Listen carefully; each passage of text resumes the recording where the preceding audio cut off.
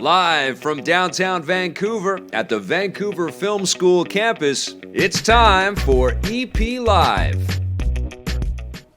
Hey, welcome to EPN. My name is Victor Lucas, and thank you very much, we bring you the latest in everything cool, and we've got a very cool episode of EP Live for you today with three guests. We've got Christopher Mitchell and Scott Henshaw from the Vancouver Film School, and also Alberto, who works at Original Fire Games, is going to show us their brand new video game. We've got a pretty cool EP exclusive coming up on the show, but first, we have a rundown to get to and all the cool news that's going on out there right now. This one is dedicated to Dollar Bill, who says, great review. I loved you in G4, and I love you now. Thank you so much, Dollar Bill. This rundown is all yours. Control developer Remedy Entertainment has shined a light on the post-launch content for the game, and some of it might surprise you. The new sci-fi action game is getting a crossover with another Remedy franchise, Alan Wake. The second planned expansion for Control is called AWE, or AWE, and will see the game's hero, Jessie, investigate altered world events that apparently take her to the world of Alan Wake.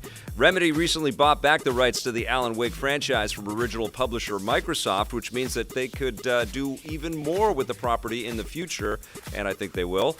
The crossover DLC hits Control in mid-2020. Before that, Control will get other content, including a new story expansion, a challenging endgame mode, and a photo mode, and this game is phenomenal. If you haven't checked out Control, definitely do that. It's absolutely gorgeous, and it's a mind twist of a game as well. Lots of great sort of twists and turns in the mysterious world that they crafted. Really, really impressed with that. And there were lots of Alan Wake little Easter eggs in there. I didn't catch them when I did my review, but lots of people that have dug deep into the confines of Control have found a lot of stuff that sort of suggests that it's all in the same universe. But Control exists in a lot of weird universes. You have to check this game out. It's amazing. And congratulations to Remedy for the success that it's enjoying. That's fantastic. Yet another big publisher is jumping on the cloud gaming bandwagon.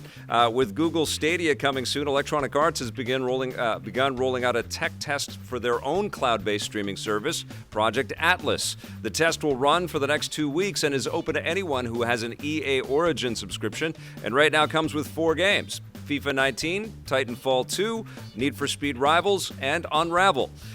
EA first announced that they were working on their own cloud platform last year, and like similar services, their hope is that it will bring in loads of new players by allowing them to run games on pretty much any hardware that they want. No word on how many more streaming platforms might be coming. I mean, this is the future, you guys. I know it's kind of freaky, but Netflix has been sort of laying down the road, and lots of other companies have been jumping on board to create content in this manner, and I don't see how video games can kind of avoid that forever. It feels like the architecture is being put into place, and yes, that means that a lot of faster internet is going to have to come to the forefront to allow us as close to lagless video game entertainment as possible, and that's not going to be easy, but if Google's involved, they've clearly done the business case on this, and they've staked out a healthy future for this as an opportunity, and it suggests a much bigger future for video games, and clearly EA doesn't want to miss that boat. It's going to be interesting, though. I don't know how many people are going to be able to afford 15 or 20 different digital streaming subscriptions, but it's still early days, and I think all of these companies are going to fight to the death until one big shark swallows the little fish, and then it's all going to be Disney, guys. Come on. I think we should just get it over with. It's all going to be Disney at some point. All right, game makers like to think big, and at least one of them is taking this idea a bit literally, with Ubisoft's new Ghost Recon Breakpoint offering the biggest map yet in the series, not to mention other massive games like Assassin's Creed Unity and The Division 2. The publisher doesn't have any plans to scale things down. Speaking with GameIndustry.biz, Ubisoft CEO Yves Guillemot says they plan to deliver even more open-world games in the future with even bigger maps.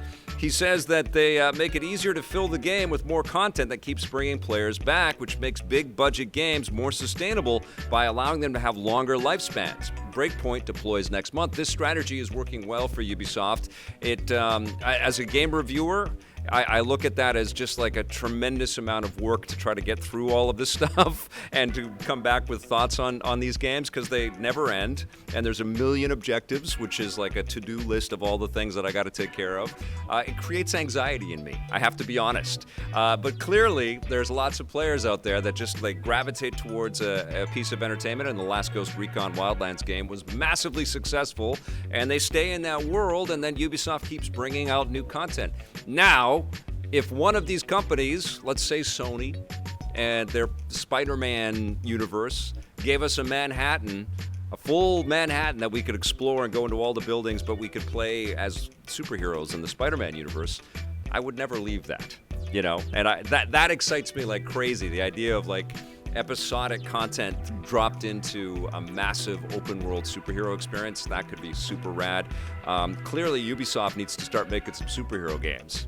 But yeah, I'm looking forward to Breakpoint. I'm looking forward to maybe completing about that much of it when I play it, and then hearing how my review didn't play all of the different sort of modes that are in there. But they're massive, and I'm looking forward to checking it out. I know a lot of you are very excited about that one as well. All right, the iPhone 11 was announced yesterday, as anybody that turned on any screen anywhere was made acutely aware. Apple streamed on YouTube for the very first time, and I saw at one point there were more than 1 million viewers, just like on our stream today, more than 1 million viewers watching us right now on EP Live. Thank you to the million that are watching us. But lots of big announcements on the iPhone. Something that wasn't announced, and it was a little bit shocking that it wasn't, but also leaked that it wouldn't be, is the fact that these new super powerful phones don't have 5G connectivity. It wasn't discussed, so presumably not going to be a part of the equation. Not inexpensive phones. I almost called them cameras. That's what's exciting to me the most, is all of the hot camera tech that's in both the iPhone 11, but especially the iPhone 11 Pro, which starts at $1379 for the smaller version, $1519. These are Canadian prices. $1519 for the Max version.